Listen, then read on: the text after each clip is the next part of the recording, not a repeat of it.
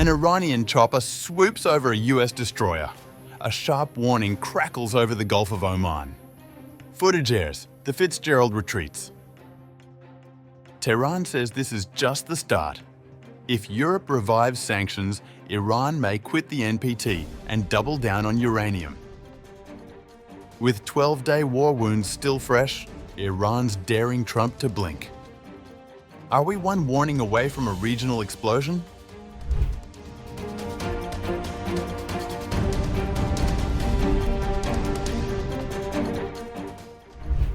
Iranian state media reported on July 23rd that Iranian military forces confronted a US Navy destroyer in the Gulf of Oman, warning it to stay away from waters claimed by Tehran.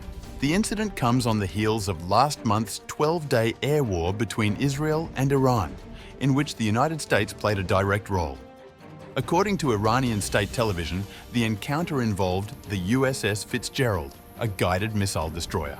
At around 10 a.m. local time, an Iranian army helicopter reportedly flew over the vessel after it allegedly approached waters under the supervision of the Islamic Republic.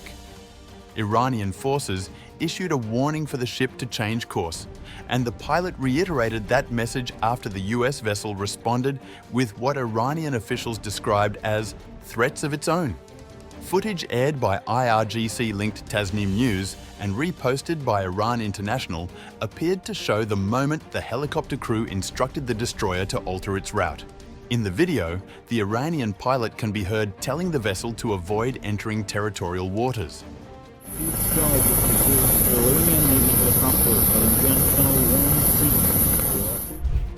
IRGC-affiliated Tasnim News on Wednesday released footage it claimed showed an Iranian Navy helicopter forcing the USS Fitzgerald, a U.S. guided missile destroyer, to alter its course.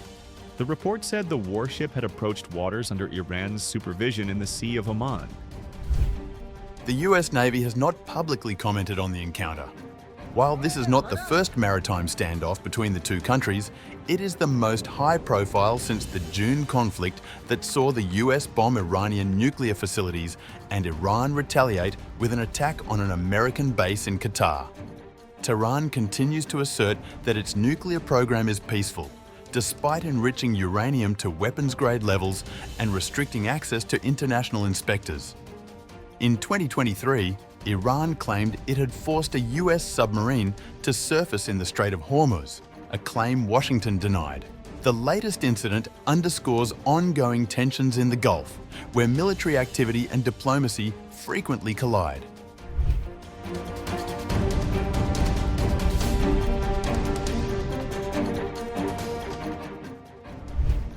Iranian Deputy Foreign Minister Kazem Garibabadi warned on July 23rd that Tehran may withdraw from the Nuclear Non-Proliferation Treaty if European powers trigger sanctions under the 2015 nuclear deal. The statement comes ahead of a high-stakes meeting scheduled for Friday in Istanbul with representatives from Britain, France and Germany. The warning follows recent European suggestions to activate a snapback mechanism, part of the Joint Comprehensive Plan of Action, that would restore UN sanctions if no progress is made by August in curbing Iran's nuclear activities.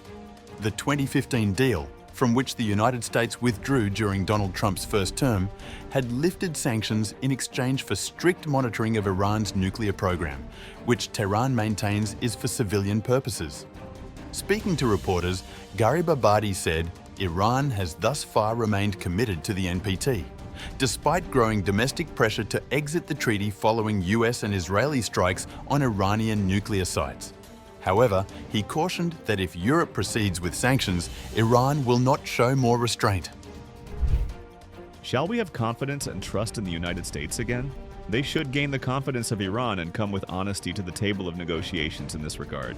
We have always valued our meetings with the European countries. But there is an important issue. I think we have always told them that the policies of the European countries should be independent. They should not coordinate their positions with the Americans. If this is the case, why should we negotiate with the Europeans when we can negotiate with the Americans?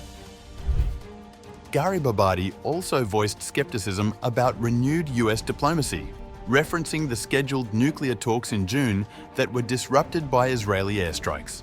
Garibabadi said Washington would need to rebuild trust if negotiations were to resume in good faith.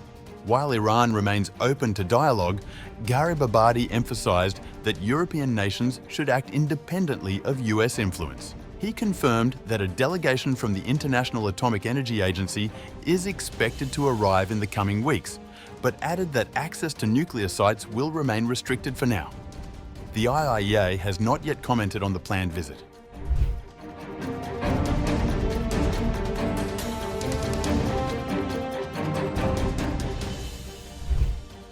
At the UN Security Council, tensions sharpened as the United States urged Iran to resume cooperation with the IAEA and return to nuclear talks or face greater pressure. Acting US Ambassador Dorothy Shea warned that Washington will continue imposing diplomatic and economic measures to constrain Tehran's nuclear ambitions. Mr. President, turning to Iran, we are likewise at a critical juncture. On June 21st, the United States devastated Iran's nuclear facilities to end Iran's nuclear enrichment capacity and stop the threat posed by the world's foremost state sponsor of terror in support of Israel's right of collective self-defense.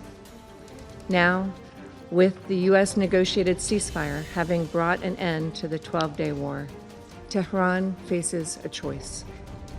On the one hand, Iran can continue its current path of defying the NPT mandated safeguards obligations in a bid to reconstitute its nuclear program in secrecy. Already, Iran's law to suspend cooperation with the IAEA has obscured international visibility into its program. Iran can also continue to route vital state resources to a network of proxies and partners abroad to undermine regional security. Or, on the other hand, Iran can pursue a different course, ending its path to a nuclear weapon through meaningful, time-bound diplomacy. This track is the only means of realizing a durable peace, and with it, greater prosperity and global integration for Iran and its people. This path remains the preferred of the United States.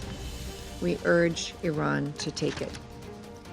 In the absence of a deal, the United States continues to impose maximum diplomatic and economic pressure to constrain any activities, like the pursuit of a nuclear weapon, that would threaten the security of U.S. citizens, personnel, and partners in the region. We emphasize the July 1st statement of the G7 foreign ministers, which, first, reaffirmed that Iran can never have nuclear weapons and must refrain from reconstituting its unjustified enrichment activities. Second, called upon Iran to urgently resume full cooperation with the IAEA, including by providing verifiable information about all nuclear material in Iran and providing access to IAEA inspectors. In response, Iran's Deputy Foreign Minister Kazem Garibabadi pushed back sharply, accusing the US and Israel of fueling regional instability. Speaking in New York, Garibabadi condemned the June airstrikes on Iran's nuclear infrastructure and described US support for Israeli military actions as a threat to international peace.